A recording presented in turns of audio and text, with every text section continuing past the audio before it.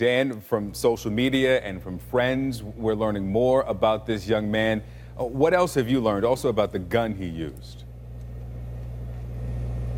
Well, good morning, Victor and Allison. We are at Providence Hospital where two of the victims are receiving care, both said to be in extremely critical condition after suffering what can only be described as horrific injuries shot at a very close range by the shooter, as you said, identified as 14-year-old Jalen Freiberg. The weapon used, we are told, was a .40 caliber Beretta handgun, apparently registered to the suspect's father.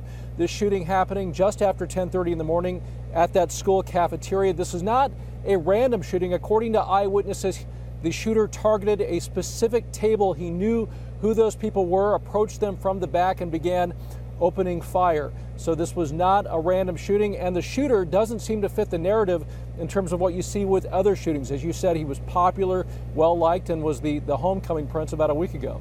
Guys? Yeah, typically what we hear in these cases is a despondent teenager who was bullied. Are the survivors' families this morning, are they saying anything? We're not hearing much, but one dimension to all of this is we are told from a grandfather of one of those wounded that two of the victims are said to be relatives of the shooter. They're said to be cousins, so that adds a whole new dimension into this.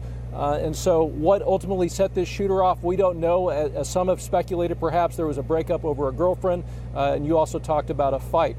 We can say that the shooter was a member of the Tulalip Native American tribe, and during this alleged fight that took place apparently about a month ago, there was some racist language that was used, and some have speculated that that fight may have led to some of the troubles.